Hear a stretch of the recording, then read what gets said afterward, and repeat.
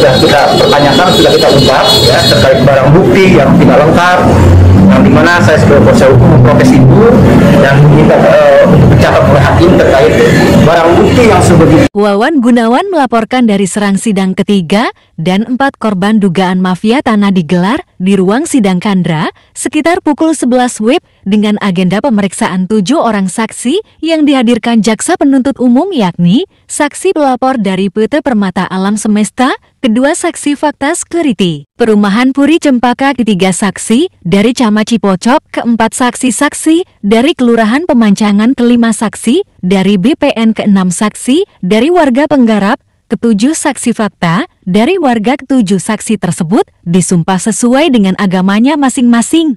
Dari pantauan awak media, saksi pelapor dan saksi fakta dimintai keterangan terlebih dahulu, sementara 5 saksi lagi disuruh menunggu di luar sidang. Saksi pelapor dicecar beberapa pertanyaan oleh penasihat hukum terkait kerugian 20 juta rupiah dan barang bukti yang dirusak oleh 4 tersangka.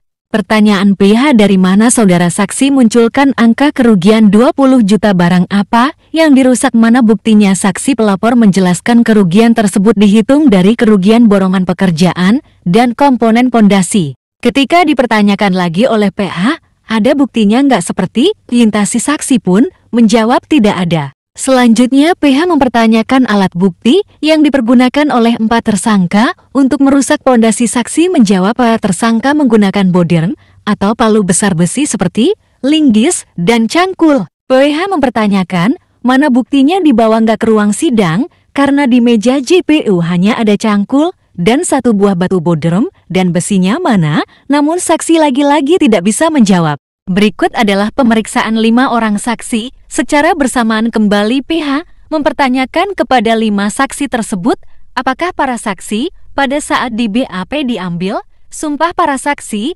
menjawab tidak diambil sumpah. Kemudian Ketua Majelis memerintahkan Jupir untuk memeriksa BAP masing-masing dan kenyataannya 5 orang saksi dalam BAP tersebut diambil sumpah, namun para saksi tidak mengakui. Kemudian PH kembali mencecar saksi dari BPN Ratu Sumiyati SH. Dalam hal ini, Ujang Kosasi selaku penasehat hukum 4 terdakwa mempertanyakan kebenaran surat tugas dari BPN Provinsi No 432-CT3604 HP 0204-8 tahun 2021 SPKT di Treskrimum Polda Banten tanggal 29 Juli tahun 2021.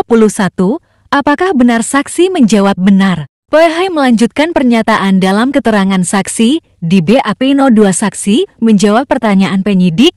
Saya mengerti atas penjelasan tersebut. Saat ini diperiksa serta dimintai keterangan sebagai saksi atas dugaan tindak pidana memasuki pekarangan orang lain dengan melawan hukum sebagaimana dimaksud pada pasal 167 KUHP.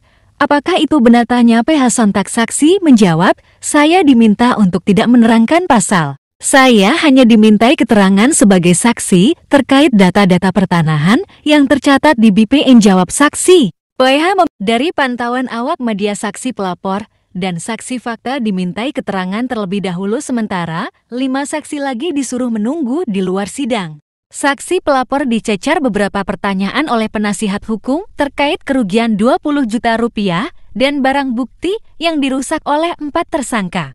Pertanyaan PH, dari mana saudara saksi munculkan angka kerugian 20 juta, barang apa yang dirusak, mana buktinya? Saksi pelapor menjelaskan kerugian tersebut dihitung dari kerugian borongan pekerjaan dan komponen pondasi. Ketika dipertanyakan lagi oleh PH, ada buktinya nggak seperti lintasi? Saksi pun menjawab tidak ada. Selanjutnya PH mempertanyakan alat bukti yang dipergunakan oleh 4 tersangka untuk merusak pondasi. Saksi menjawab tersangka menggunakan bodern atau palu besar besi seperti linggis dan cangkul. PH mempertanyakan mana buktinya dibawa nggak ke ruang sidang karena di meja JPU hanya ada cangkul dan 1 buah batu bodrem dan besinya mana, namun saksi lagi-lagi tidak bisa menjawab.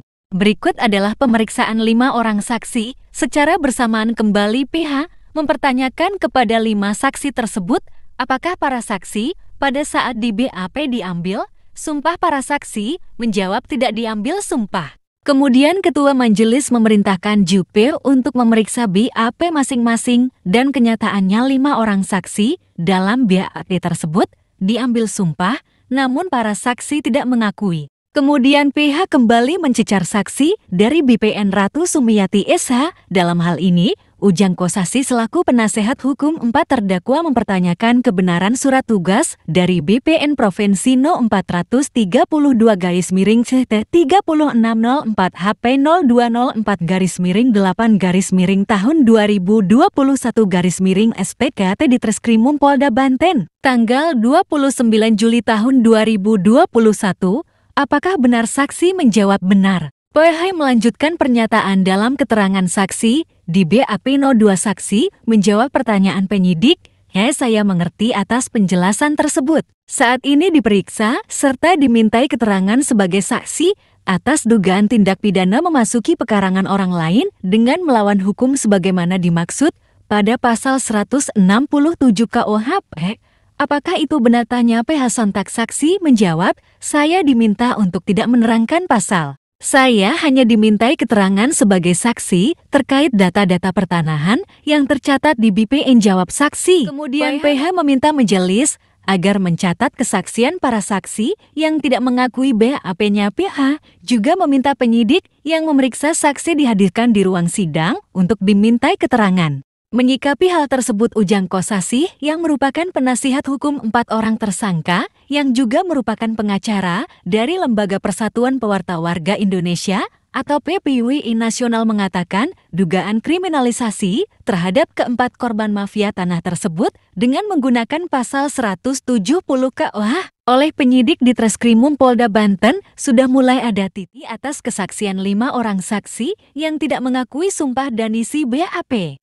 Dikatakan Ujang 4 orang warga Cipocok Kota Serang dilaporkan oleh PT Permata Alam Semesta lantaran dituduh merusak pondasi yang dipasang di tanah orang tua keempat terdakwa.